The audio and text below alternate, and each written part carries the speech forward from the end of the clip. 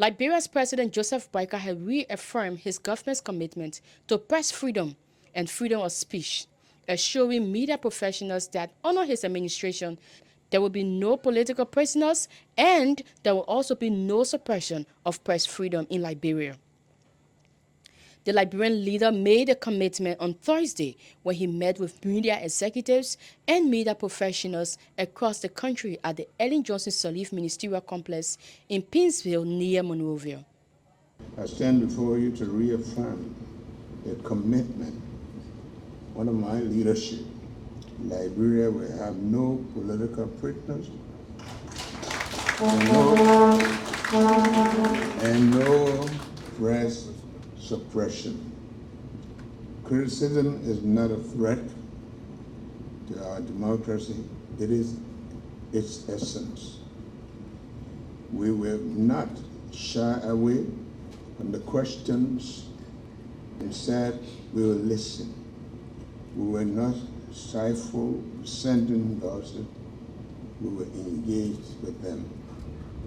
Liberia's journey towards press freedom has been long and turbulent, shaped by decades of political instability, civil war, and authoritarian rules on a military and undemocratic regime, particularly during the rule of Samuel K. Doe in the 1980s and later Charles Taylor in the late 1990s and early 2000s.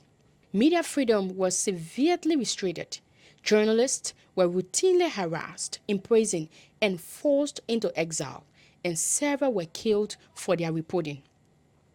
The broader West Africa region also faces significant challenges regarding press freedom. In Sierra Leone, it started by the Sierra Leone Association of Women in Journalism found numerous cases of journalist harassment across the region. In Ghana, for example, journalists have been subjected to physical attacks, arbitrary detention, and threats while covering protests and political events. Similarly, in Nigeria, journalists have faced harassment, legal challenges, particularly when reporting on sensitive issues such as corruption and human rights.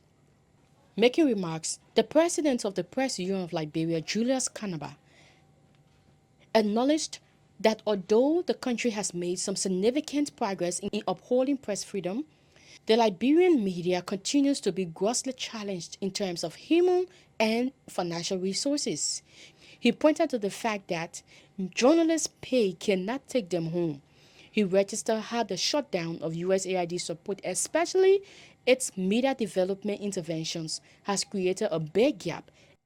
While we recognize that Liberia has made significant progress in respecting press freedom and free speech, the media remains severely challenged, both in terms of human and financial resources. Conditions of work of journalists and media practitioners whose take-home pay cannot, if available, take them home. The near total departure of the USAID, especially its media development intervention, has created a big vacuum, impacting the capacity building and institutional strengthening of the media across Liberia. Kanaba calls on the Liberian government to assume some of the shocks created as a result of the cut of USAID support that is grossly affecting the media community in Liberia. This is Evelyn Badesikbi reporting for the Eyewitness News.